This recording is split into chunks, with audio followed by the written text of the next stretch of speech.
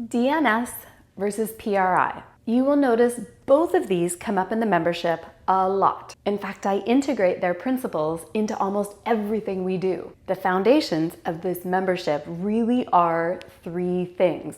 Number one, kin stretch for our mobility training, but to define stability, core, breathing, that is where we turn to PRI and DNS. What I wanted to do is just compare and contrast these two valuable models for movement. So first of all, they both agree on what is optimal. So when we define core and breathing, this is about integration of muscles, and in particular, integration of breathing into our core muscles. What differs is how they get you there. In DNS, to get you to optimal, we train optimal. In PRI, to get you to optimal, they recognize that we have patterns. We are stuck over here.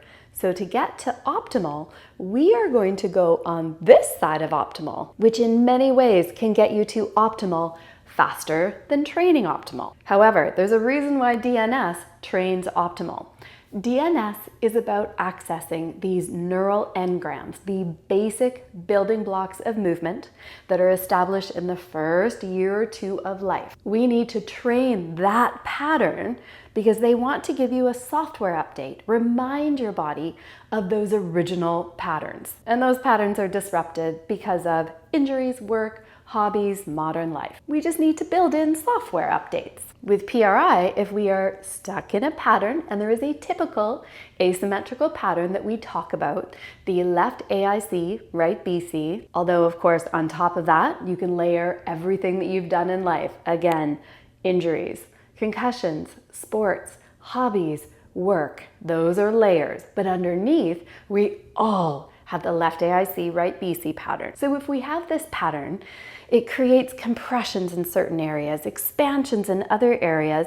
So what they do is take you into the opposite pattern to get compression where you have expansion, to get expansion where you have compression. And that facilitates what we need to turn on, inhibits what we want to turn off. It is a tension reliever, and it is a wonderful experience.